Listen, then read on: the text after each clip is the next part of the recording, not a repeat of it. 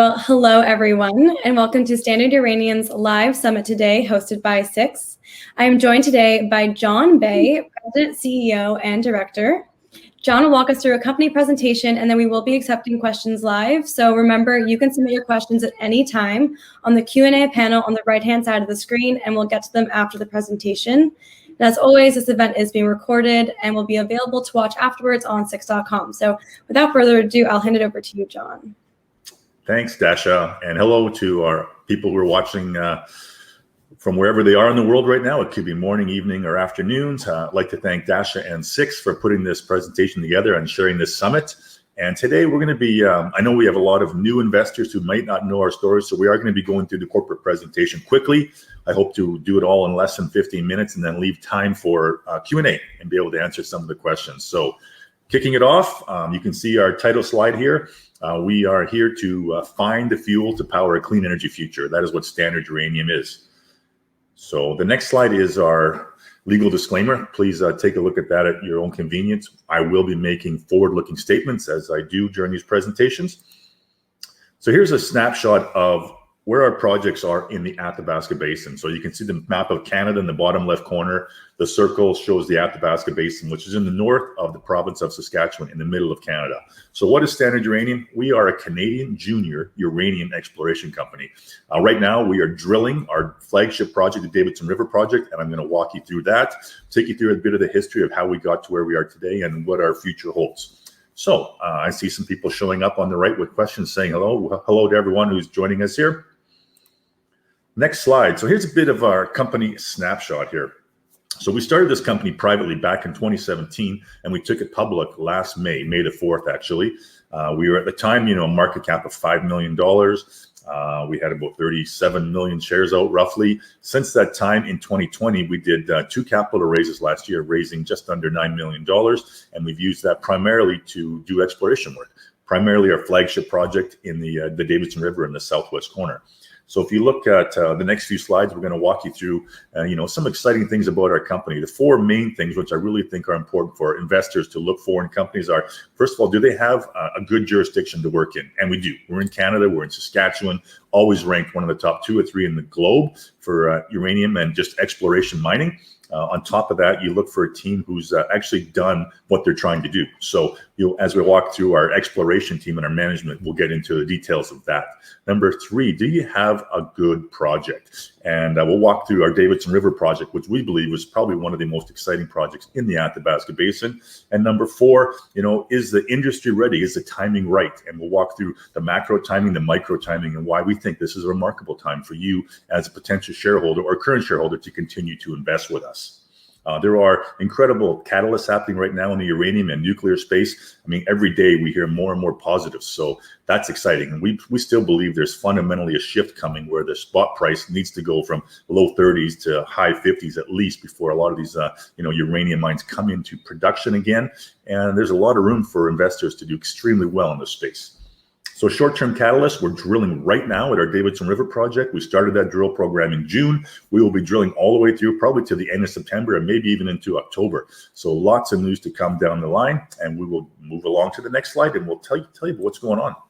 So number 1, I mentioned our team. So this is a snapshot of our board of directors and our exploration and management team. You can see the individuals on the top row are our board of directors.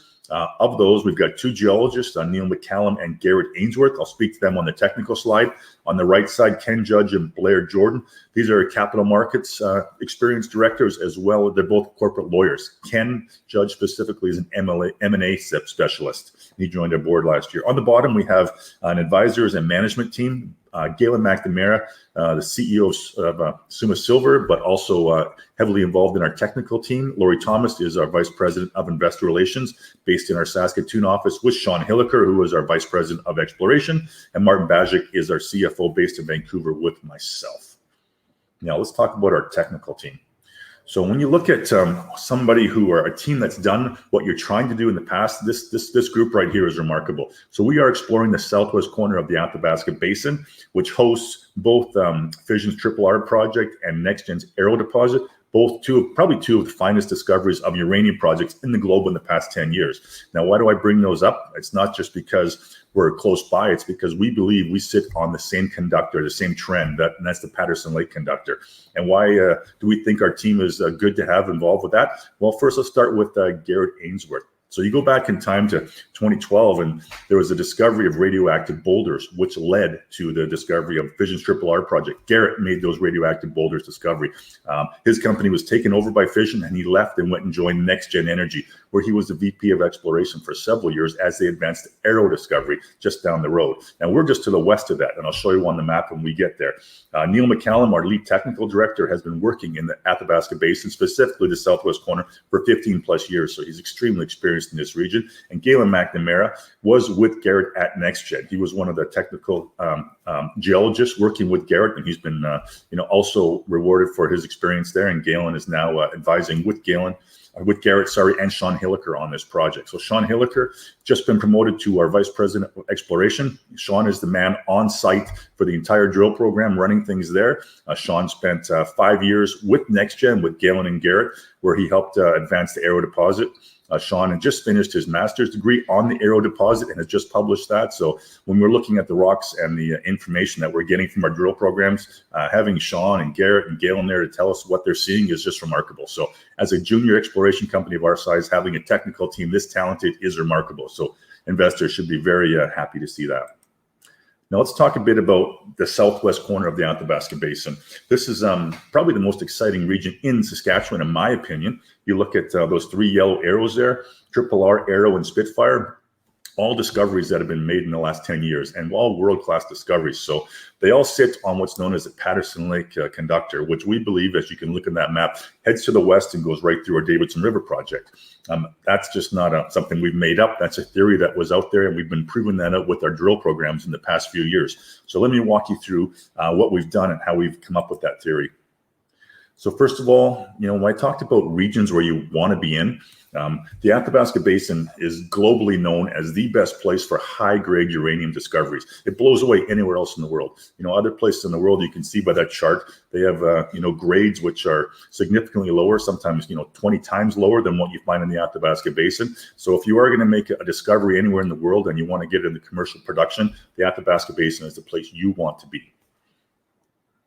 I know I'm going pretty quick, but I'm hoping to get through a lot of these slides for, I know some of our investors have seen this presentation many times. I mentioned the uranium macro story. So this slide identifies a few of the things that are pretty interesting. Yesterday, we saw, Sprott had their vote, and they did go ahead and take over UPC. So that is moving forward.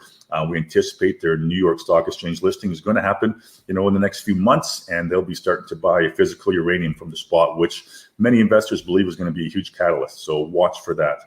Japan, they've just brought one of their new reactors online, and they've got several which are in that next stage to be coming back online. So we can see more demand coming out of Japan. The U.S. Is having a remarkable time right now with both sides of political parties supporting clean energy and nuclear energy. And President Biden is making movements now to put tax breaks in place and support with funding to drive nuclear projects forward. And we've got Bill Gates now with Warren Buffett going into Wyoming and trying to create a small modular reactor plant conversion from a coal plant. So that is going to be huge. If they prove that can be done, there's huge amounts of opportunity there for small modular reactors.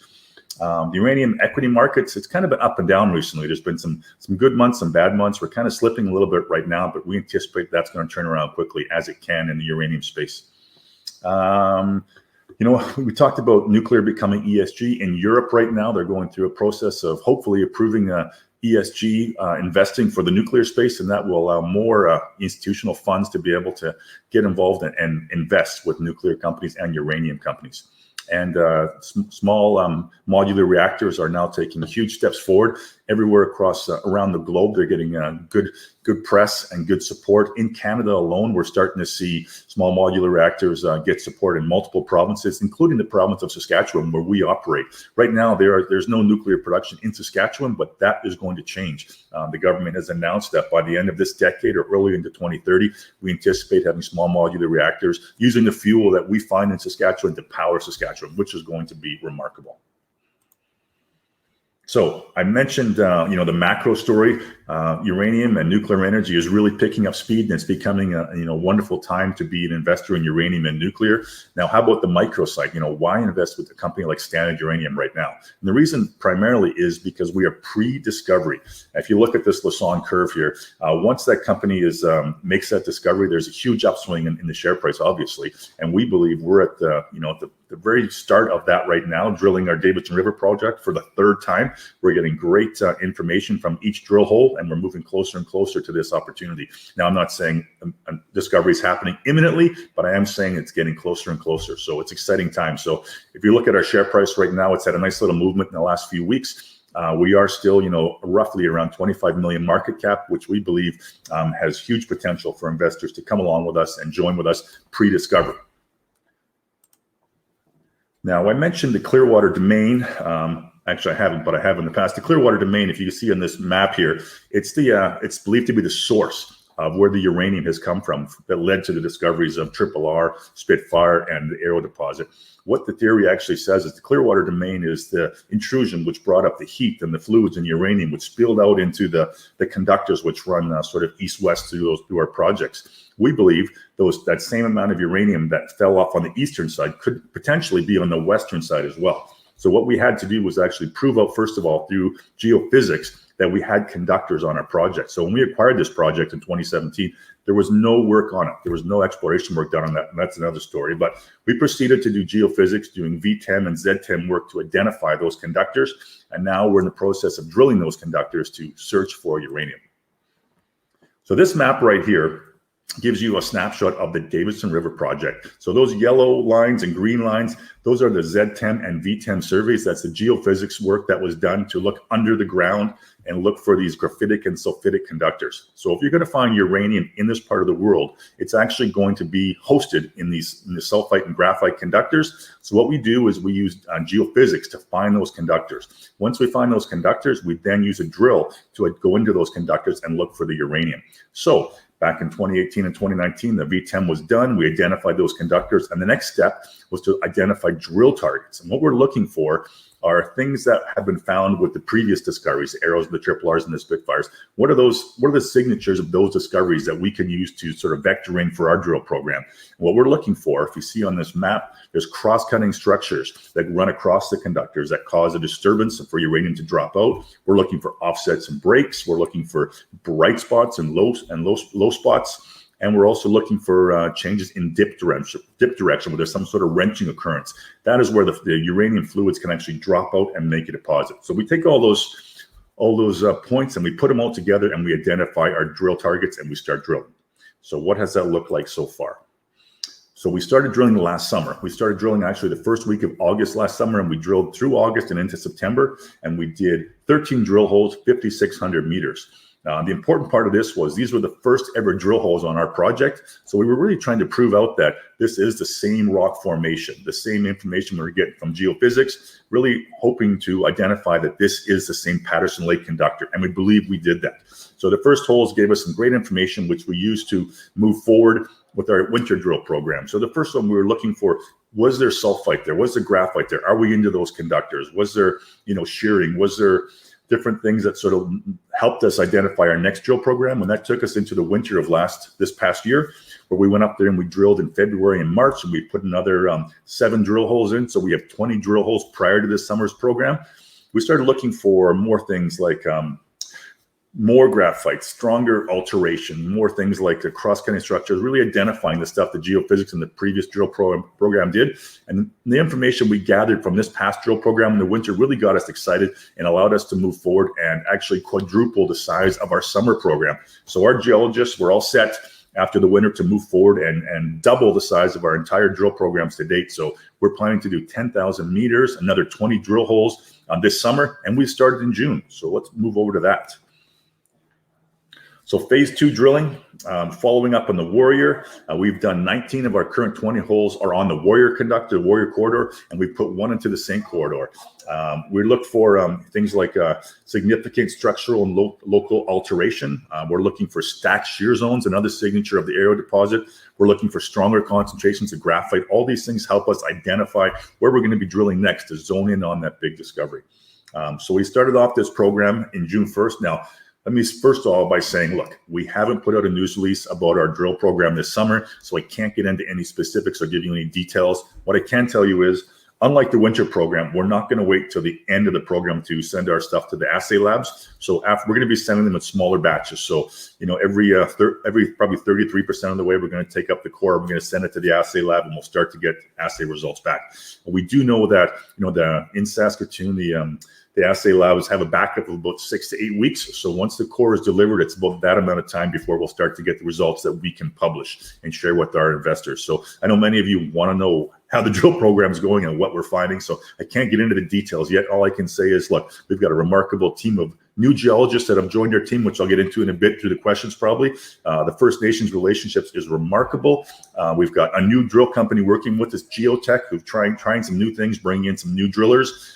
And we've also got, the helicopter pilots from Access we've worked with in the past who are remarkable. So we're really excited. We're going to be drilling all summer, all through July, August, and September, and there'll be lots of information to share with you. So talking about phase 2 drilling, here's the map of what we're doing. So I mentioned the Warrior trend. So we have drilled 19 of our previous 20 holes on the Warrior. We're going to be going back and drilling at least another 5 or 6 holes here. The same trend to the northeast. We started off there with a few holes. We're probably going to be doing 3 or 4 or 5 holes at the same trend. And then we're actually going to be moving over and testing 2 trends we haven't even put a single drill hole in yet. And that is our Bronco and our Thunderbird. We anticipate getting to the Bronco and the Thunderbird in the back half of the drill program, probably towards the end of August and into September. And we anticipate exciting things to come from those new drill targets. So I will say I just returned from site. I was there a couple days ago with Sean Hilliker and our videographer. We took a lot more videos. We're going to be sharing those with you in the immediate future. So stay tuned for those. If you haven't had a chance yet to look at our Twitter, our YouTube, or our website, please do. You'll see lots of videos from site, exactly what's going on with information that we can share with you that we, not going offside with the regulators. Before I jump ahead to the Sundog, I just want to say, here we are. Today is July the 8th. We are moving forward now, continuing to advance not only our Davidson River project, but we also have our Sundog project in the north, and we have our Eastern Athabasca Basin projects as well. The Davidson River is our most exciting project and where we are spending probably 90% of our time and budget right now, and what's really keeping our geologists extremely busy. One thing I didn't really get into is the fact that we have an incredible relationship with our First Nations partner, the Clearwater River Dene Nation, led by Chief Clark, and it's exciting to announce that he won his election just about a week ago. So he has been elected once again for the next 4 years, which is really good news for us because our relationship with that group is extremely strong, and we anticipate being back up there and meeting with Chief Clark and his group in the next few weeks to help him celebrate and continue to build on that relationship with him and the Clearwater River Dene Nation. So I mentioned the Sundog project. Let's move on to the Sundog project. Here's a snapshot of the Sundog project and the conductors that run around there. This is actually in the far north of Saskatchewan, the far northwest, which is around Uranium City. In this region, we're working with the Athendees First Nations group.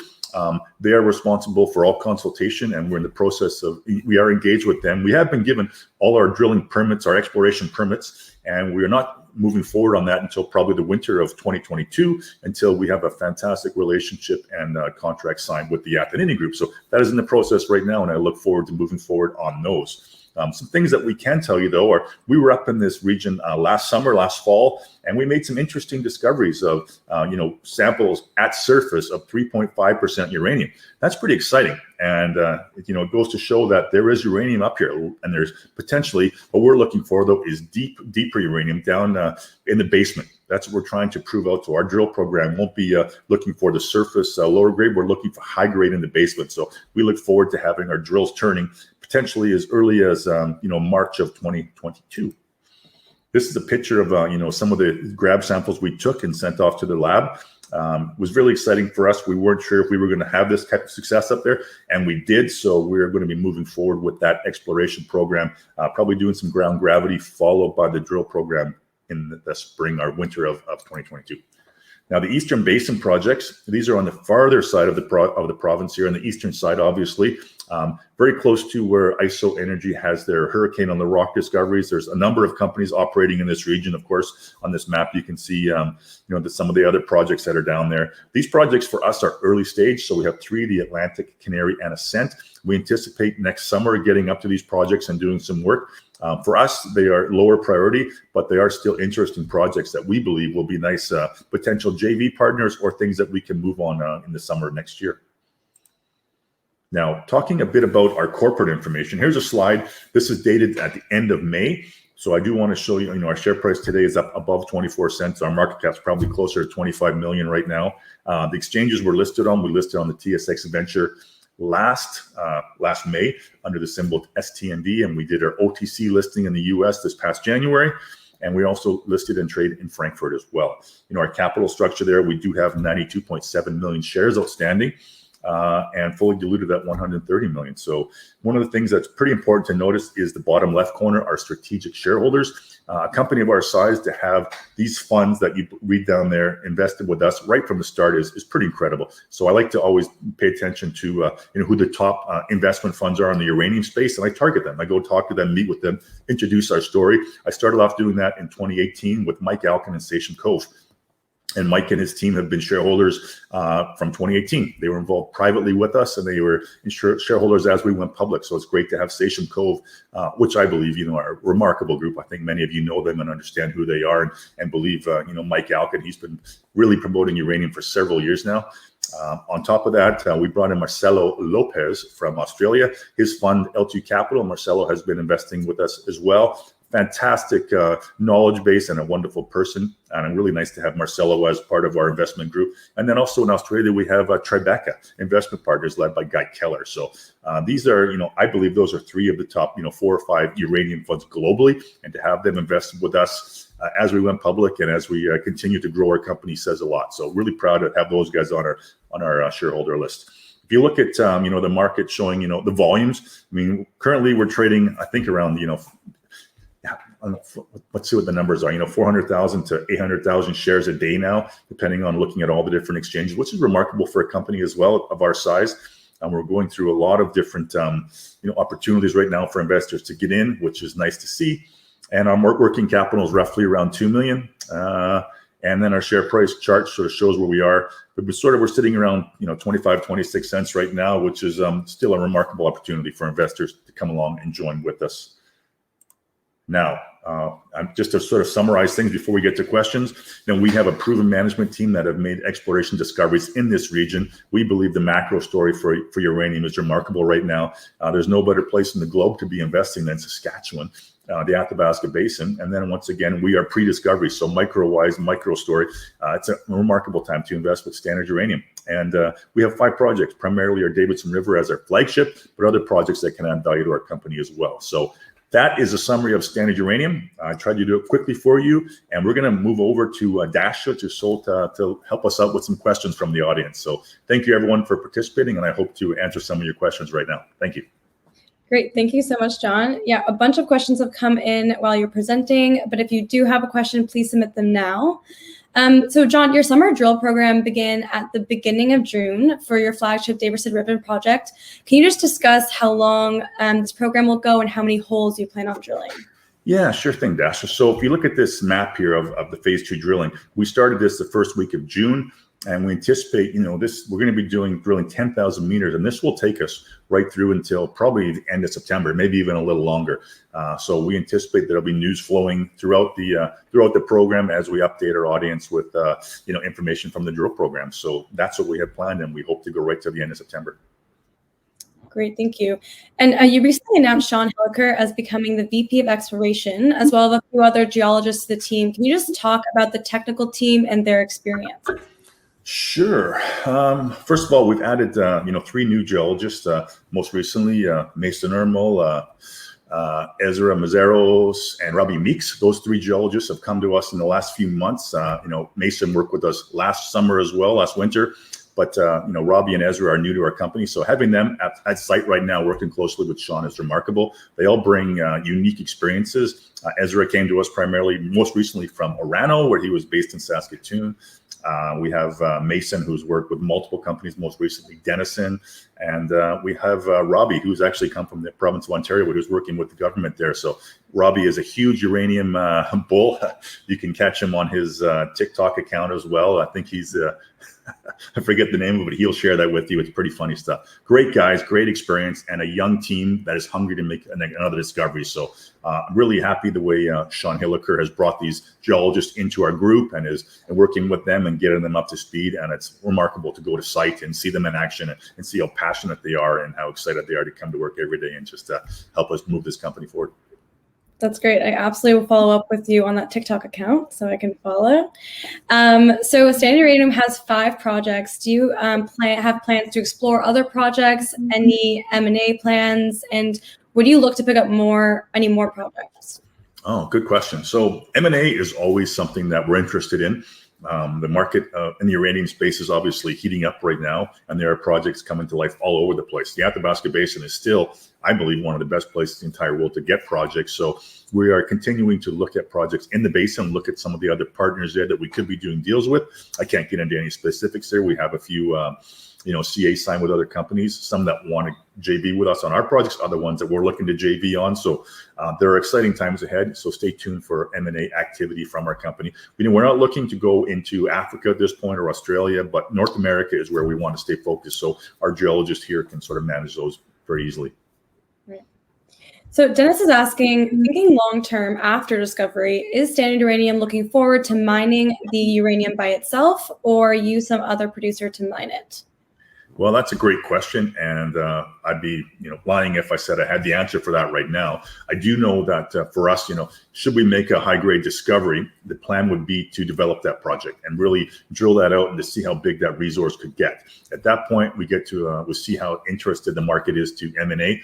We do know that right beside us we have NextGen advancing their Arrow deposit, hopefully turn that into a mine in the next few years. And Fission's got their Triple R right beside that. I firmly believe there is going to be a mine and a mill built in this region in the immediate future. And should we make a high-grade discovery, the best thing for our shareholders is for us to make that deposit as large as we can by drilling it out and then sort of see what happens. It could be M&A with us. We don't have anyone on our staff who are actual miners. We're built as an exploration team. That's what we do. Right. Well, yeah, Rock here is asking, assuming the drill results are positive, how long before a mine can go into production? He seems to think it's 7 to 9 years, but would like your opinion. Yeah, those timelines are not that. Those could be very realistic timelines. So, taking and building a mine anywhere in the world is a long process in the Athabasca Basin. It's difficult as well, especially with uranium. If you look at the timing of when NextGen and Triple R from Fission were discovered, there was like you're looking at 2013, 2014, and they'll be fortunate to have those built by the end of this decade. So that's the realistic timeline. You make a discovery and then you build it out for several years, drilling it as much as you can. So 7 to 9 years is probably pretty realistic. But I will say, building the mine is not the end point for investors. There are huge opportunities for investors to make a lot of money along that path. If you look at the Lassonde curve, should we make that high-grade discovery, there's going to be a period where investors could do exceptionally well. Great. Thank you. So, John, can you speak to the difficulty in finding quality vendors and staff? Sure. So I think a lot of people understand right now that the mining industry is really taking off. We are entering what I believe is going to be a really strong bull market. But what that leads to is that finding quality vendors to work with you is extremely challenging. There are not enough geologists out there. There are not enough drillers out there. It's hard to get helicopters when you need them. It's hard to get places to have camps built and have people man those camps. So right now, if you're investing with a company that has managed to get a drill program going this summer, you're doing extremely well. For those companies to actually have all those things put together to be drilling and moving projects forward, that's remarkable. So I anticipate it's going to be like that for some time. So watch out for that. There are a number of companies and peers that we know of that are having very difficult times, finding drillers, finding the vendors they need to move their projects forward. And that's not even mentioning how more difficult it's getting to get permitting done or to really build your First Nations relationships. Those things are becoming more and more important. And I believe, companies that take the effort and take the time to actually do those things properly and build trust, build relationships, those are the companies that are going to have a great success going forward. Yeah, can you go into more detail and just discuss the importance of working with Indigenous groups in the North, and what is your relationship like? Sure. So I'm going to say, first of all, it's always been extremely important. Some companies have done it better than others. Some companies really put the effort in to make that happen. Now, going back in time, just 2 or 3 years ago, exploration work on the Athabasca Basin in Saskatchewan was done through one governing body, and that was the Saskatchewan government. You do all your permitting through them.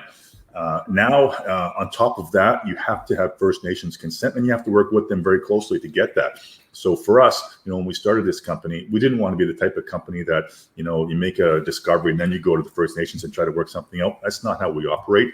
We believe that we want to have success with our First Nations partner, and we want them to have success with us. So a big part of that is trust. You have to build the trust. You have to build the relationship first before you go down the path of figuring out how it's all going to work. So working with Chief Clark and the Clearwater River Dene Nation has been very important for us, and we've done it from the start. And I'm very happy to say that Chief Clark and I have an exceptional relationship. I was just visiting him a couple of days ago at his cabin in the north, and continuing to build on that and starting to plan, how we're going to continue to help each other out and build things going forward. So it's really important for companies to really grasp that concept and actually live it, not just talk about it with lip service. So watch for companies that put the effort in.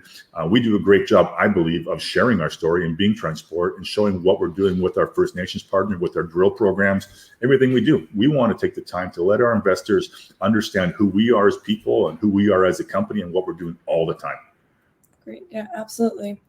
So Aisha says great presentation and is wondering, is a feasibility study done the same way for uranium as it is for precious metals, or is there a difference? No, it's actually very similar. You just follow this very same steps. And that's something that you'll see. I believe, Fission Uranium has just announced the starting of their feasibility study this summer. So if you want to see how that's playing out, have a look at what Fission Uranium is doing. We're actually in the same drill camp this summer with Fission Uranium and getting to know their team even better when we share the same camp, Big Bear Camp in the Clearwater River Dene Nation. So it's great for our geologists to both talk back and forth, and drill programs talking back and forth. So listen, I will say there are a lot of great companies and a lot of great people in the uranium space. We're very fortunate to have a lot of friends in the uranium space, especially in Saskatchewan. It's a small space. We get to know everyone in this region, and we get to know how their programs are going, how their geologists are doing. And I'm really happy to say that we like all the groups we're working with, and they're all full with great people and great geologists. So you're not going to be doing yourself any wrong by getting to know all these companies in this region. It's a great place to operate. Great. Oz is asking, how deep are the drill holes in each area? Perfect. So I'll speak specifically to our Davidson River project, because that's one we're drilling right now. It's actually the only project that we have drilled in our portfolio of projects. So right now, we're going to be drilling our holes between probably 300 to 500 meters in depth, depending on where we are in the topography. We're getting into the basement, which means we're going through the overburden, and we're getting into the basement between probably 75 to 250 meters. 250 is the deepest before we're into the basement. Most of the projects are probably between 100 to maybe 200. So that's the depth of our project, and that's typically what our drill holes look like. Great, thank you.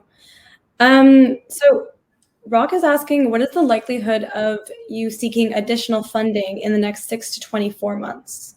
The likelihood is very, very high. We are a junior exploration company. We're always, raising capital, and we do need to continue to raise capital. So when you see I showed you that slide with our capital markets slide. We have roughly $2 million in the bank right now. This drill program is going to be north of $4 million. So we anticipate, we will be raising capital probably before the end of this year. I will say we have a very strong relationship with many of our investors, institutional funds, bankers. We don't just start this process when you want to raise money. We're having these conversations all the time. So we've got a very good understanding of what our next capital raise is going to look like, where the funds are coming from, who's leading it, and what those terms are going to be. So investors who want to participate in that, please reach out to our VP of Investor Relations, Lori Thomas, and we will keep you abreast when the timing comes for our next capital raise. Great, thank you. Oz is wondering, how do you navigate COVID protocols in the shared camp? Sorry, can you repeat that, Dasha? Yeah, how do you navigate COVID precautions in the shared camp? Oh, in the shared camp. Okay, great question. So yes, so we have the Athabasca Basin where we operate, specifically in Big Bear Camp. We have very detailed COVID plans, and we've had these put in place going back to last summer. Prior, not so much last summer, but before we started our winter drill program. So the person who was leading that was our lead technical director, Neil McCallum, and then Sean Hilliker, who our VP of exploration is now. So we work very closely with all the vendors that are involved. We've actually brought an in-house medical team called Onyx, who are located in our project site.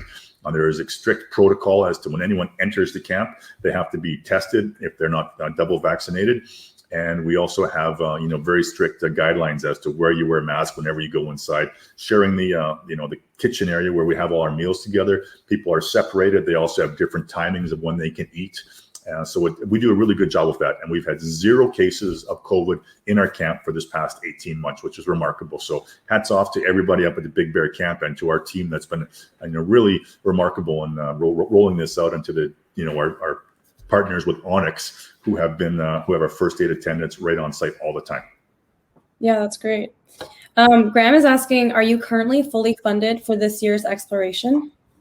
Yeah, I think we just touched on that. So we've got $2 million in the bank right now. We've got this drill program is going to be just north of $4 million most likely. So we are not fully funded, but we anticipate those funds will be coming in the near future.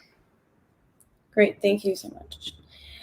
So I know you touched on it, but why is it a good time now to invest in Standard Uranium? Oh, thanks, Dasha. So as I've mentioned previously, we are pre-discovery. So that means our market cap really reflects that 25 million market cap. And we are in the middle of our 3rd drill program, drilling holes from 21 all the way up, hopefully, to close to 40 drill holes. It's an exciting times because with a high-grade uranium discovery, our share price could have, a huge return for our investors. If you look at comparing ourselves to our peers at NextGen and Fission, when they made their discovery holes, their share price went up 10x to 20x. And that was in a bear market. So here we are entering a uranium bull market.